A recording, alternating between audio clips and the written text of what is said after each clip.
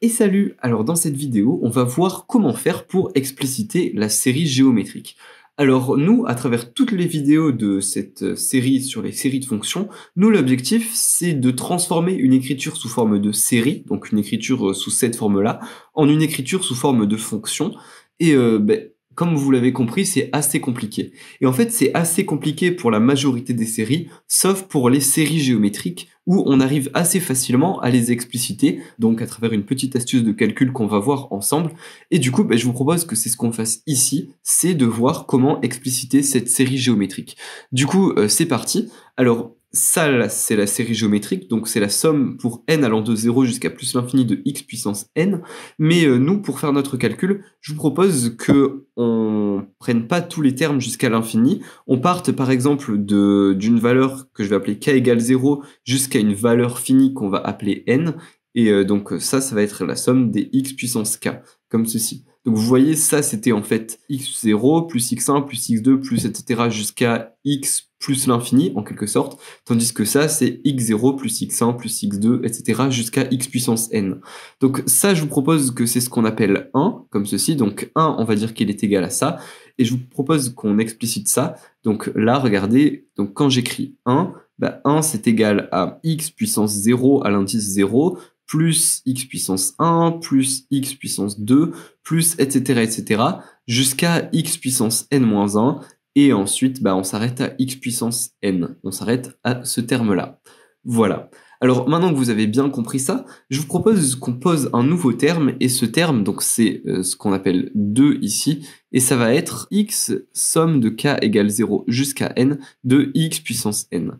Alors ça c'est égal à quoi? C'est égal à x fois x0 plus x1 plus etc.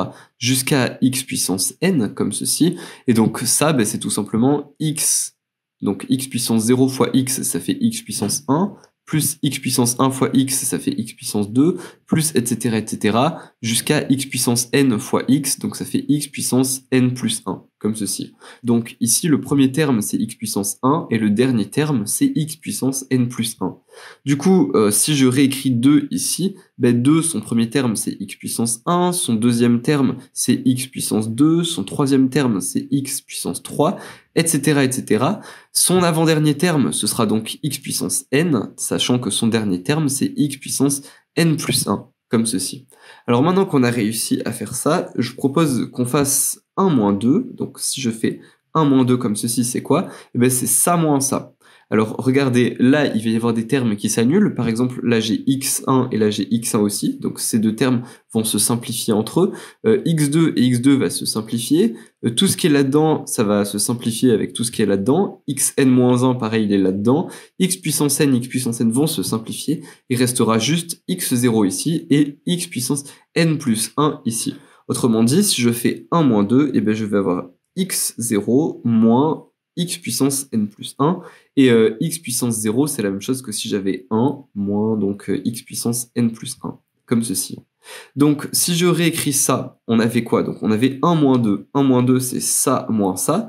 Donc c'est somme pour k allant de 0 jusqu'à n de x puissance k, moins 2, donc c'est moins ça, donc moins x somme de k égale 0 jusqu'à n de x puissance n, et ça on avait dit que c'est égal à tout ça, donc c'est 1 moins x puissance n plus 1, comme ceci. Alors là regardez, j'ai ça et ça, ce sont les deux mêmes termes, je peux les factoriser, donc ça c'est la même chose que somme de k égale 0 jusqu'à n de x puissance k, facteur 2, donc 1 moins x, et ça c'est égal à 1 moins x puissance n plus 1. Comme ceci. Et donc ça, je peux le passer de l'autre côté, ce qui me donne que du coup, somme pour k allant de 0 jusqu'à n de x puissance k, c'est égal à 1 moins x puissance n plus 1 sur 1 moins x, comme ceci. Donc là, vous voyez, en fait, c'est pas très compliqué, mais on a réussi à passer d'une écriture sous forme de somme à une écriture qui n'a pas la somme à l'intérieur. Donc là, ce qu'on a réussi à faire ici, c'est qu'on a réussi à enlever le symbole somme. Sauf qu'on n'a pas fini, parce que nous, quand on explicite une série de fonctions, donc par exemple ça, si je veux l'expliciter, il faut qu'on ait seulement une fonction. Or là, on a une suite de fonctions, vu qu'il y a un petit n ici. Et ce n nous embête. Alors comment on fait pour enlever ce n? Eh bien c'est assez simple. Regardez, ça c'est la série géométrique, c'est la somme de 0 jusqu'à plus l'infini. Or nous on allait de 0 jusqu'à un terme fini. Donc la technique, ça va être de dire que ce terme-là, donc ce n, il doit aller jusqu'à plus l'infini. Comme ça, on aura bien une série géométrique. Donc en fait, il faut faire la limite quand n tend vers plus l'infini de tout ça, ou de tout ça. Mais regardez, en fait, ce qui se passe, c'est que là, j'ai x puissance quelque chose, là aussi j'ai x puissance quelque chose, et là, par exemple, si j'ai x qui est compris entre moins 1 et 1, du coup, plus n grandit, et plus ce qu'il y a là, ça va tendre vers 0. Par contre, si x est plus grand que 1, plus n grandit, et plus on aura quelque chose à une puissance grande, et donc forcément, plus ça tendra vers plus l'infini. Donc vous voyez qu'il faut séparer le cas où x est compris entre moins 1 et 1, donc ça, c'est ce qu'on écrit x plus petit que 1 avec x en valeur absolue, x compris entre moins 1 et 1, c'est la même chose que x plus petit que 1 en valeur absolue. Alors, on va devoir séparer ce cas et le cas où x en valeur absolue est plus grand que 1. Donc ça, c'est-à-dire que x est compris entre moins l'infini et moins 1, ou 1 plus l'infini. Alors, si x est plus petit que 1, donc nous, on a dit qu'on voulait faire la limite quand n tend vers plus l'infini de notre série ici, donc de somme de k égale 0 jusqu'à n de x puissance k, comme ceci. Donc ça, c'est la même chose que la limite quand n tend vers plus l'infini de tout ça ici, donc de 1 moins x puissance n plus 1 sur 1 moins x, comme ceci. Et donc quand n tend vers plus l'infini, sachant que x est plus petit que 1, et ben, par exemple, si x vaut 1 demi, donc on a d'abord 1 demi, ensuite on a 1 quart, 1 huitième, 1 16e, un 32e, un 64e, etc., etc. Donc vous voyez que finalement, ça tend vers 0 ici.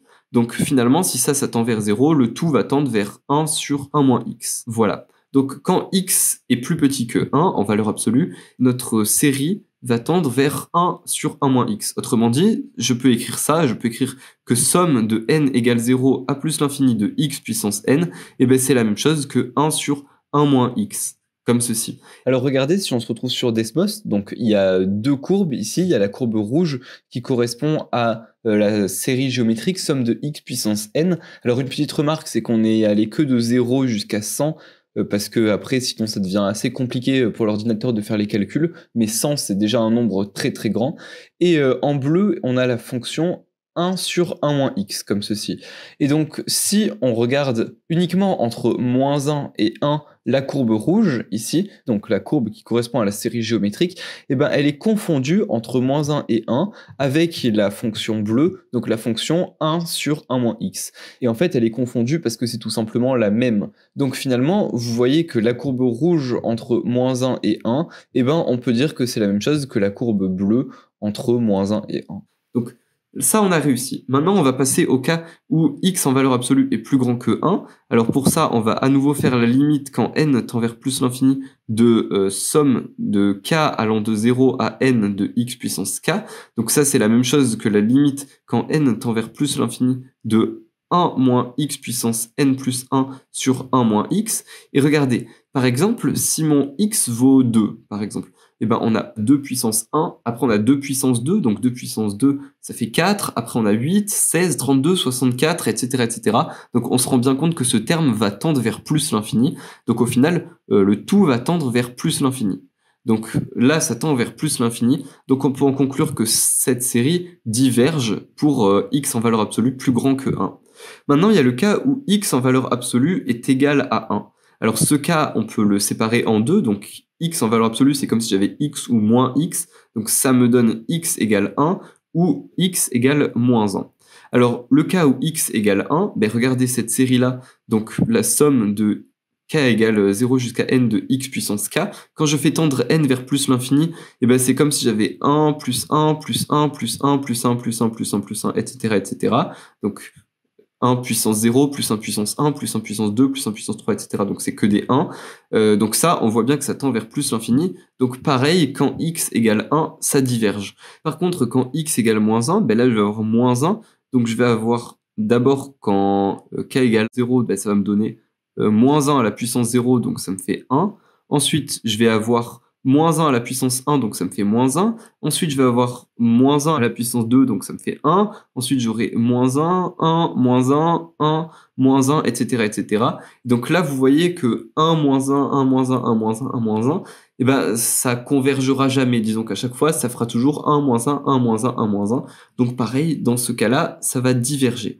Donc finalement, cette série géométrique, eh ben, on a réussi à l'expliciter uniquement dans le cadre où x en valeur absolue est plus petite que 1, et dans ce cas, ça nous donne 1 sur 1 moins x. Donc cette série-là, elle converge uniquement quand x est plus petit que 1, et elle converge vers la fonction 1 sur 1 moins x. Voilà, donc j'espère à travers cette vidéo que vous aurez bien compris comment expliciter une série, ici la série géométrique. Donc si c'est le cas, vous pouvez lâcher un petit like, ça fait super plaisir. Si vous avez des questions ou quoi, comme d'habitude, vous pouvez les laisser dans les commentaires. Et nous, on se retrouve dans la vidéo suivante, dans laquelle on parlera à nouveau de la convergence simple pour les séries géométriques. Du coup, à tout de suite.